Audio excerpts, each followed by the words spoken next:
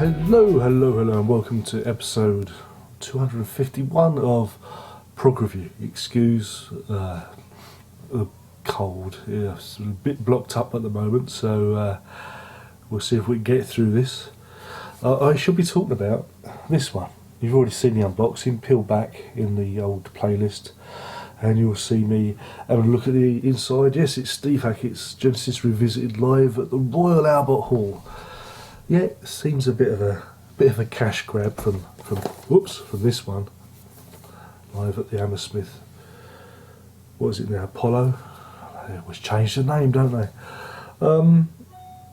Email.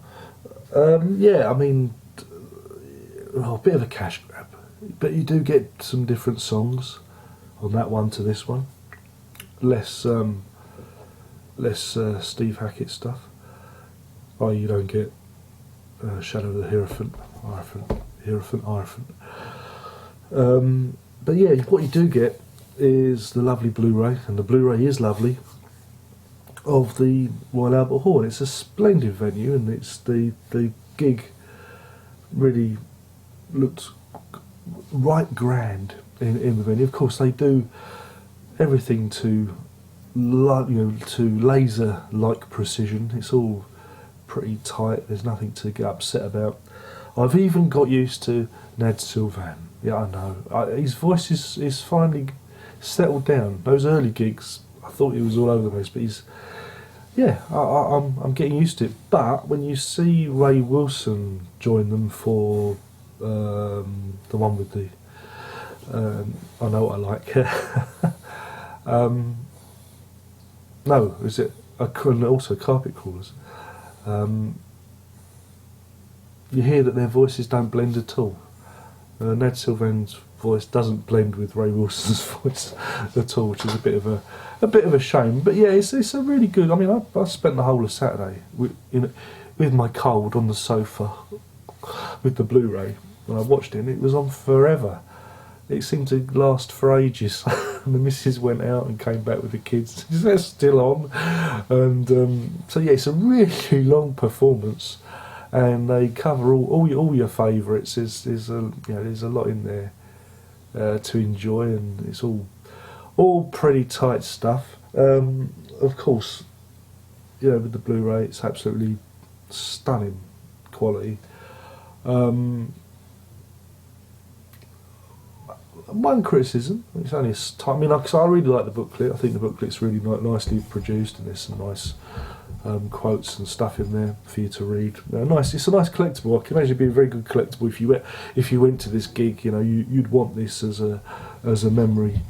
For the memory box. So on that respect, it succeeds very well, and it certainly does show off the Royal Albert Hall. I must stop going on about the Royal Albert Hall. Steve Hackett forgets though, he did actually play the Royal Albert Hall before, be it in a guest capacity. He played guitar with the Musical Box when they played the Royal Albert Hall a few years back. He came on and did the Firth of Fifth, which was absolutely electrifying, because I was there. What was really good, what I really liked, and I think will be, I'm going to point this out to any Steve Hackett fan, is get this for the bonus features, because there's a great album by album section where Steve Hackett talks about every album he's done, and you get to hear how things have worked and what his favourite albums are and what is not his favourite albums, and how the politics of the music biz has conspired against him and worked in his favour. It's fascinating interview. Very done in a similar style to the interviews on the Genesis expanded box set things. Similar to that, with him just talking to the camera. But I found it absolutely enthralling, and it really added, an extra piquancy to the meal that is this box set. There's also some backstage footage of the band with them all monkeying around and telling their story, which was good fun. Again, you've got a bit of overkill because again it's 2 CDs, 2 DVDs and a Blu-ray. Shame that they didn't, I don't know, make it a Blu-ray set, or I don't know. I know why they've done it, because it is it's meant to be a collectible. But I think the Blu-ray on its own, or the DVDs on its own, would have got to a wider audience. I think, you know, it'd been cheaper. But again, for 30 quid, I think it's a nice set. It's a nice set to have, and comparable to the back to front set that Gabriel released last week. But again, you get two different takes on nostalgia. Gabriel's take on nostalgia is very different to Steve Hackett. Steve Hackett, you know, serves it up in great dollops, where Peter Gabriel, you know, does things a little bit different, and, you know, makes things modern nostalgia, makes it fresh, old and fresh. I don't know how he does it, whereas Hackett's very much about, you know, going back to the past. But I mean, I really enjoyed it. I thought it was a good gig. You know, they're getting better. Still don't know why we needed the Genesis Revisited album. I still think that was a waste of time, because this, and I said this before when I reviewed the Live at Hammersmith box set, this is, you know, more like it. This is much more worthwhile, because, you know, it's a historical document, and I like historical documents, I do's. So for a rating, I think, yeah, it scores a good 5 out of 5. I think you can't go wrong with it. I think it's a better package than the Hammersmith one, more a better set list, I thought. You know, because it concentrates on like the earlier, Hackett's period with the band. But yeah, I thought it was good. The musical guests were good, which were Ray Wilson, John Wetton, of course, the obligatory John Wetton, who, when they're doing their curtain call, disappears.